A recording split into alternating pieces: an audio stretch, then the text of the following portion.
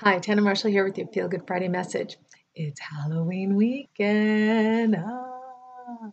And today we're actually revisiting one of my favorite past Halloween messages called The Safe Scare. I'm sharing a story with you about one of my scariest and most disturbing Halloweens in the past, and hopefully you can benefit from my story. And there's a little message behind it, a little self-help message behind it. So with that, I just want to wish you a great Halloween weekend. Whatever you do, enjoy the scary stuff and be careful. Enjoy. Hi, Tanna Marshall here with your Feel Good Friday message. And in honor of Halloween, I want to talk about what scares you this week.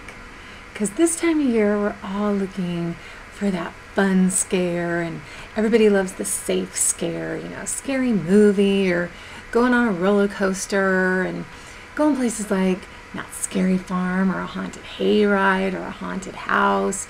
And it's fun because ultimately we know it's safe, not a big deal. And I have always loved horror movies. I've been watching them since I was really little. I don't know why I got into them, but from the time I was about 6 or 7, I was always watching whatever horror movies were on TV. And for those of you who are old enough, there used to be this show called Chiller, and I think it was on Sunday afternoons, and it had all these horror movies, a lot of classic 60s horror movies and obscure stuff. But man, I could tolerate some pretty gross stuff back then.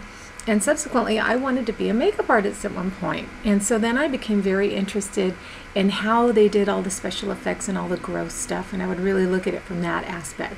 But if you show me real blood, I will pass out. I get a blood test, I pass out. So I don't understand it, but that's just the way it is. So I always loved them, always watched them. And then when I got a little bit older, I noticed things were different. Things were changing. I used to have this Friday night routine that I loved. I would go to Blockbuster at lunch, and I would get a scary movie and a happy movie. And then I would get takeout on the way home, and I'd come home and watch my movies. And I always watched the happy movie before I went to bed, and it was fine. It worked great. And then this one time, I actually had a nightmare about the scary movie that I had watched. And it was just pretty much, it was like residue from the movie. It had just kind of hung around in my consciousness and then resurfaced in my dream state. And then that kept happening when I would watch horror movies. So I had to taper off a little bit, which was hard because I love them. It's that safe scare that we all love. And I'll tell you how tolerant I was of horror movies. When I was 12, I watched The Exorcist 3 nights in a row on the Z channel. Remember the Z channel? That was when it was like the only cable channel. 3 nights in a row. Didn't bother me at all.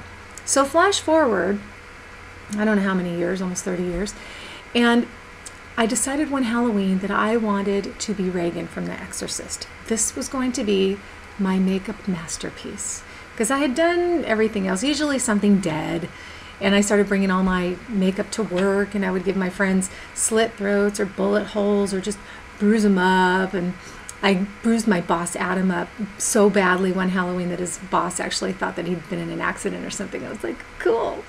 So I loved doing that, and so this was my goal, this one particular Halloween. So I already had the contacts because my eye doctor does all the special effects contacts. Anything that you've ever seen in a movie with special eyes, contacts, effects, he's the one that did it. He actually did the contacts for The Exorcist. They were hand painted.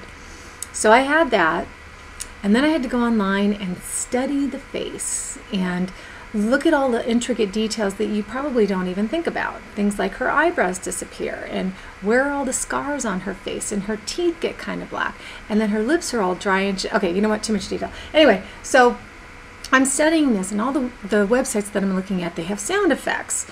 And I didn't think to turn the sound off, but the creepy sound effects and the voice and all that kind of thing. And after a while, it was starting to get to me. And I was starting to feel very uneasy in my apartment at night. And I was kind of starting to have anxiety.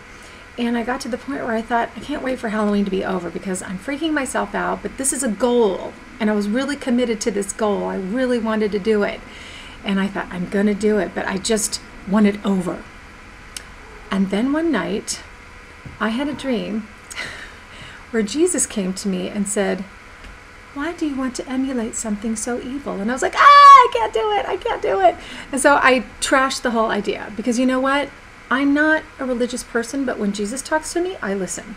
So my friends all knew I was going to be doing this, and I was like, I can't do it. I'm not going to do it. And my friend Christine at work said, you know what? I'm an atheist. You can do it on me. So I said, great. I can still do the makeup. I don't have to wear it. I don't have to embody it. She went out. She got the nightgown, and she poured pea soup on it, and she had the ties for her wrists, and she got her own crazy contacts and a brown wig. I did her makeup. She looked fantastic. She won the costume contest. Mission accomplished. And as soon as I gave up on that idea, I stopped having that weird feeling in the darkness, kind of went away. But my point is, you really have to be careful what you bring into your experience, even when it seems like it's just a safe scare.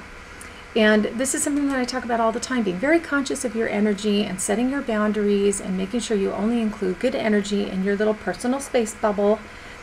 But sometimes we let things in that we don't mean to let in. And it doesn't necessarily mean that you've invited the devil into your experience. It just means kind of like with the horror movies that I've been watching, they lingered in my consciousness and then resurfaced in my dreams. This is why I tell people, please don't watch the news, especially before you go to bed at night, because that stuff will linger and it will show up and it doesn't feel good.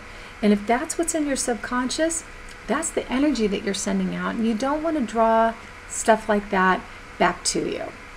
So just be careful what you bring in, what you allow in. When you have the safe scare, make sure you leave it outside afterwards.